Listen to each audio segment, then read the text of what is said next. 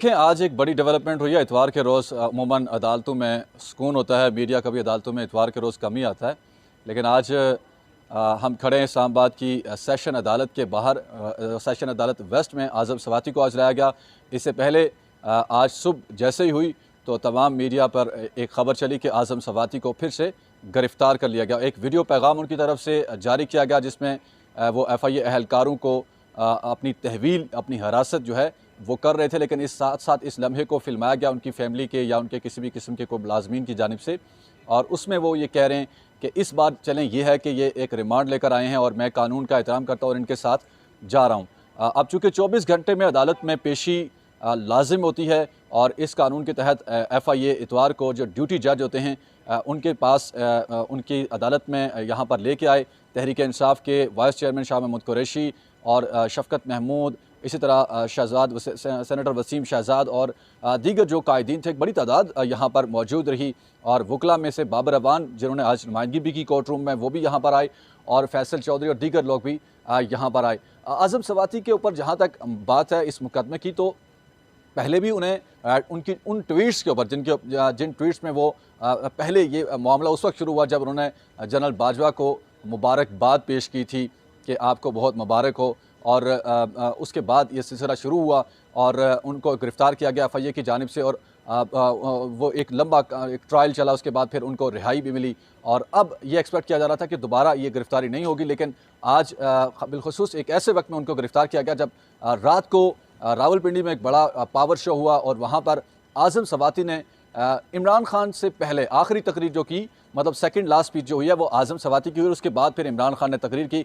आज़म सवाती ने जो तकरीर में कहा, एक बार फिर जो चूँकि जनरल कमर जावेद बाजवा ने जो यौम शहदा के ऊपर GHQ में तकरीर की थी और उसमें कुछ दोबारा से इस तरफ जो PTI का ख़ास तौर पे बयानिया था कि साजिश हुई है, इसके ऊपर उन्होंने बात की। उन्होंने कहा मन घड़त तो झूठा बयानिया था और फिर उन्होंने कहा कि फ़ौज की क़यादत के ऊपर झूठे इल्ज़ामात लगाए गए, गलत अलकाबात से नवाजा गया और फिर उन्होंने 71 की भी बात की, तो इस तरह की। लेकिन उसके बाद हमने देखा कि ट्वीट्स के ऊपर आज़म सवाती एक बार फिर से जनरल बाजवा से मुखातिब हुए और उन्होंने कहा कि एक एक सवाल का एक एक जवाब उन्होंने दोबारा से लिख कर दिया। और फिर कल की जो तकरीर हुई उसमें अगेन जो ट्विटर के ऊपर वो लिखते थे उसका इजहार अपनी तकरीर में भी आज़म सवाती ने किया। लेकिन अगली सुबह ये हुआ कि उन्हें फिर से गिरफ़्तार किया गया और ये जो गिरफ़्तारी हुई है जो FIA ने की है, साइबर क्राइम विंग ने की है और साइबर क्राइम विंग के सब इंस्पेक्टर मोहम्मद वसीम और डिप्टी डायरेक्टर अयाज जो हैं उन्होंने ये गिरफ़्तारी की है। और इसमें जो इल्ज़ामात लगाए गए हैं वही इल्ज़ामात है जो पिछली गिरफ़्तारी में लगाए गए थे कि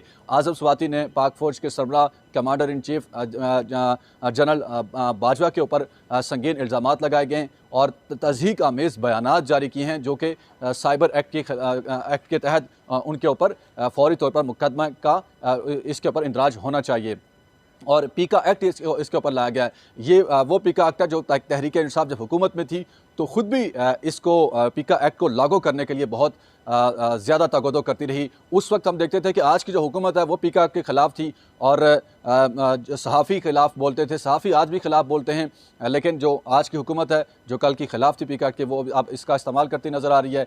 और यूँ जो आज़म सवाती हैं, जहाँ तक उनकी गिरफ़्तारी के बाद की हालात की बात है, तो आज जब उनको अदालत में लाया गया तो उन्होंने जज के सामने तो उनकी वैसे नुमाइंदगी जो थी, आज वकालत जो थी वो बाबर अवान ने की। उन्होंने अगेन ये कहा कि ख़दशा है कि इस बार भी उनके ऊपर टॉर्चर किया जाएगा। पिछली बार उन्हें गिरफ़्तार किया गया, उनके ऊपर टॉर्चर हुआ और उन्हें ज़हनी तौर पर भी शदीद ज़ज़कोब किया गया और उसके असरात जो हैं अभी भी उनकी बॉडी के ऊपर मौजूद हैं। वो ख़ासे कमज़ोर हुए हैं और अब दोबारा से गिरफ़्तार किया जा रहा है और ख़दशा यह है कि फिर से उनके ऊपर टॉर्चर किया जाएगा। इस बात का इज़हार बाबर अवान ने किया और ये दलाइल अदालत के सामने रखे और इन दलाइल की बुनियाद पर उन्होंने कहा कि दोबारा गिरफ़्तारी नहीं होनी चाहिए। फिर साथ में उन्होंने ये भी कहा कि रावलपिंडी में तकरीर होती है, पंजाब में यानी कि तकरीर होती है, तो कोयटा में यानी कि बलोचिस्तान में उसका पर्चा काटा जाता है। इसके ऊपर भी उन्होंने कहा कि ये बिल्कुल भी किसी कानून के दायरे में नहीं है। इसी तरह उन्होंने कहा कि ट्वीट्स के ऊपर उन्होंने बाबर सत्तार जो कि इस्लामाबाद हाई कोर्ट के जज हैं उनके रिमार्क्स का हवाला दिया कि उन्होंने वाज़ेह तौर पर कहा है कि ट्वीट्स के ऊपर कोई किसी किस्म की इस तरह की मुकदमा नहीं हो सकता। लिहाजा ये जो आज मुकदमा बनाया जा रहा है ये बिल्कुल भी खिलाफ कानून है और उन्होंने जिस्मानी रिमांड की भी मुखालिफत की कि FIA को जिस्मानी रिमांड नहीं देना चाहिए। जबकि दूसरी जानिब से जो FIA के तफ्तीशी अफसरान थे उन्होंने ये कहा कि जो आज़म सवाती हैं वो जैसे मैं बता चुका हूं कि इससे पहले भी गिरफ्तार हुए और ट्वीट्स को वो ऑन करते हैं। सबसे बड़ी बात उनकी जानिब से कही गई कि वो ट्वीट से इनकार नहीं करते। वो कहते हैं ये मेरा ट्वीट है, मैंने ही अल्फाज कहे हैं और ये पाक फ़ौज के सरबराह के ख़िलाफ़ तज़हीक आमेज़ बयानात हैं और अब इसका सिलसिला तकारीर में भी हो रहा है और साथ ही साथ ट्वीट्स भी हो रहे हैं। तो उन्होंने ये कहा कि ये मामला जो है काबिल गिरफ्त है, काबिल दस्त अंदाज़ी है, उनसे तफ्तीश जो है हमें मतलूब है और इस तफ्तीश के लिए FIA की लीगल टीम ने ड्यूटी जज वकास अहमद राजा से सदा की कि उन्हें 8 रोज़ा जो जिस्मानी रिमांड है वो दिया जाए। लेकिन अदालत ने पहले फ़ैसला महफूज किया और फिर कुछ देर में उस फ़ैसले को सुनाया। 8 रोज़ा जिस्मानी रिमांड की जो सदा थी वो तो मंजूर नहीं हुई, लेकिन 2 रोज़ का जिस्मानी रिमांड जो है अदालत ने उसकी मंजूरी दी है और अब 2 रोज़ के जिस्मानी रिमांड के बाद परसों जो है आज़म स्वाति यानी कि मंगल के रोज़ दोबारा से इसी अदालत में पेश होंगे और अब देखेंगे कि आज़म स्वाति के हवाले से प्रोसीडिंग्स किस तरह आगे चलती है। ये केस बहुत दिलचस्प है क्योंकि ये पहले भी गिरफ्तारी हो चुकी है और अब ये दोबारा से गिरफ्तारी हुई है और इसके ऊपर बहुत मुल्की मीडिया में पहले भी बहस हुई और अब एक बार फिर से मीडिया हो या सोशल मीडिया, डिजिटल मीडिया हो, इसके ऊपर भरपूर बहस हो रही है। इसके ऊपर जो आने वाली अपडेट्स हैं वो बताएंगी कि ये केस जो है किस तरफ रुख करता है। जी।